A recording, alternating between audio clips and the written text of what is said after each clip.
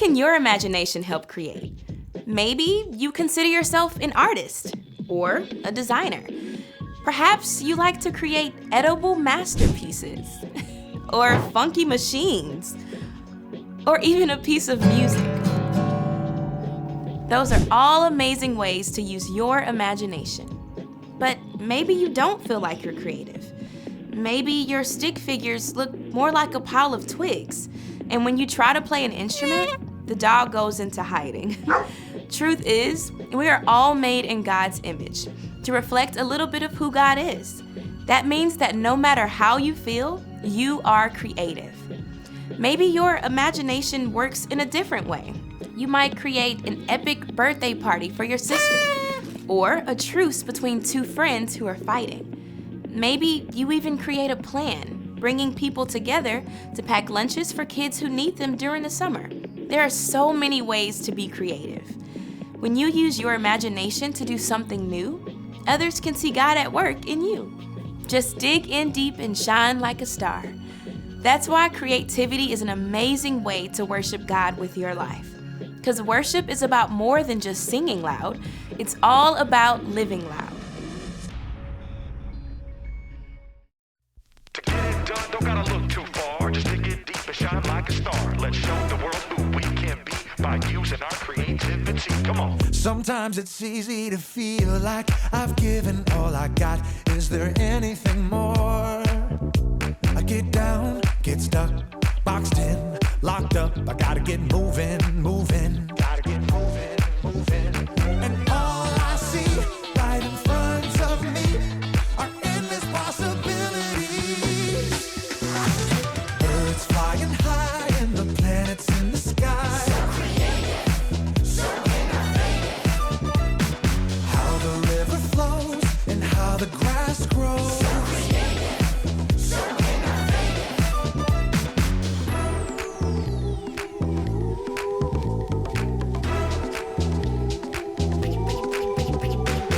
Sometimes it's easy to feel like I've given all I got.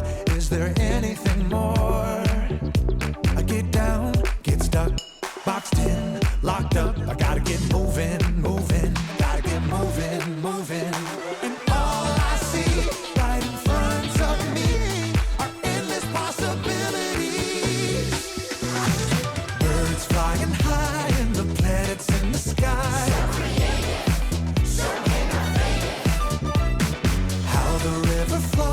And how the grass grows. So a tiny little seed growing everything we need. So turning sound into a song makes me wanna sing along. All these things, they show me who you are.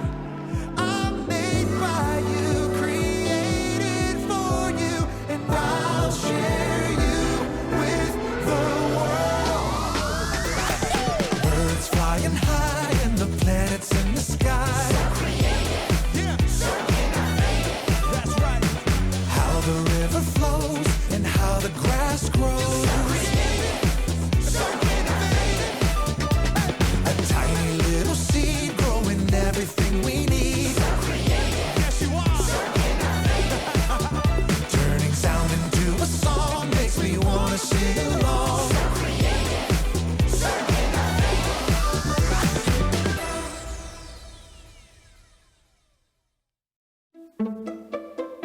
Hey, welcome to Story Lab. This week, we're talking about creativity, while we take a look at the story of how everything began.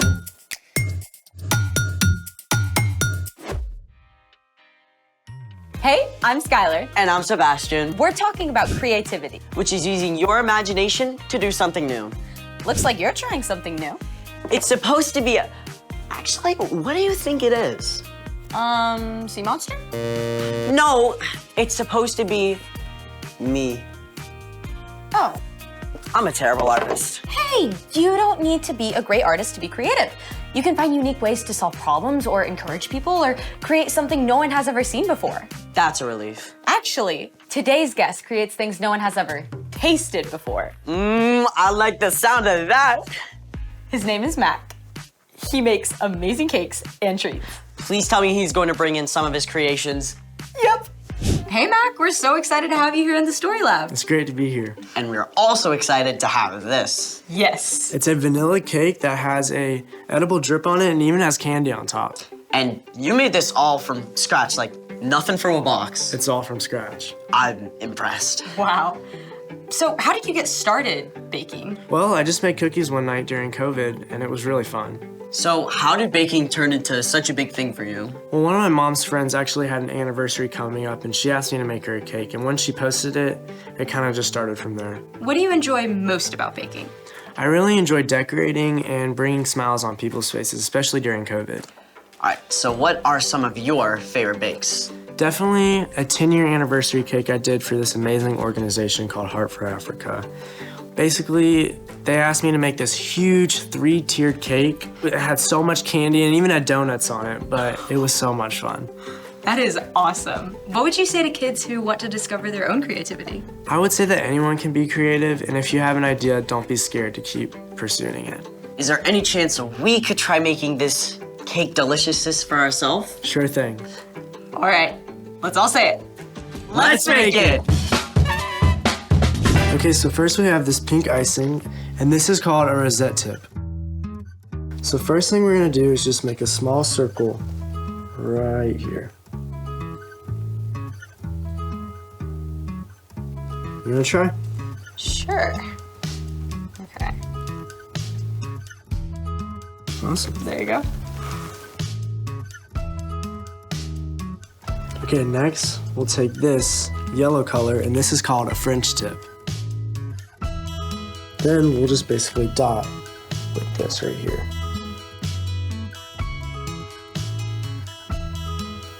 There you go. And there we go. Look at that. Awesome. Next, we have this orange color, and it's just a circle tip. And then we'll basically just use this to fill in any spots that that still have cake.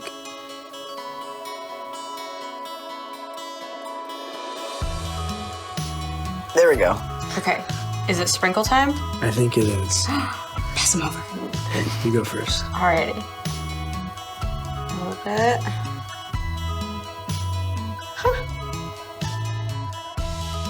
I gotta add some style to it. Absolutely. Well, awesome. Well, Mac, it's been amazing having you in the Story Lab. Thank you for teaching us how to decorate cakes. It's been so much fun. Mac, it is mind-boggling how you can come up with something so incredible from nothing. Speaking of which, it's time for... The story before the story. Today, we're in the first chapter of Genesis, the very first book in the Bible. Usually, we do the story before the story now. But today, there is no story before the story. Because our story starts at the very beginning. Take it away. Hey everyone, I'm Erica. Hey, Erica. I need you to wrap your brain around something that seems impossible. Before time began, there was no time. There was nothing. No breath of air, no sliver of light, no thing to think a thought. Except God. God was in the midst of nothingness, and God had a plan, an immense, breathtaking design in mind. God spoke into that dark nothingness and called out. Let there be light. And there was light. Just like a painter splashes color across a canvas, God flooded everything with brilliant light, and God saw. That's good. Then God separated the light from the dark. God called the light day and the dark night. Evening faded to night, and then back to bright morning, the very first day. But God was just getting started. God said, Let there be a huge space between the waters. God made a place for the waters and created a beautiful arching sky above. Day and night made day 2. Then God got to work again and said, Let the water under the sky be gathered into one place, Let dry ground appear. Plains and mountains and valleys rose right up out of the sea. Then God said, Let the land produce plants and trees. let me tell you, the ground went wild. God saw That's good. morning followed evening, day 3. Then God said, Let there be lights in the huge space of the sky. Let them separate the day from the night. God hung up the sun and sent the earth spinning around it. God set the moon in place and flung the stars and planets into the deep reaches of space.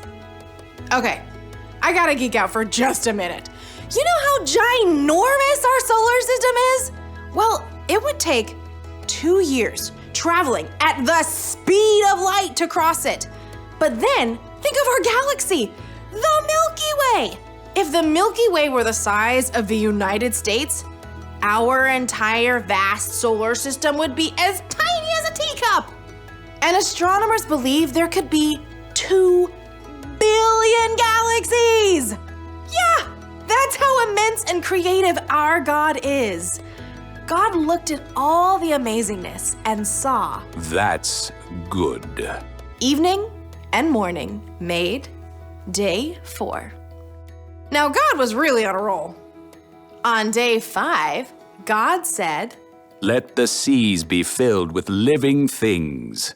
Let birds fly above the earth, across the huge space of the sky. and on day 6, God said, Let the land produce every kind of living creature.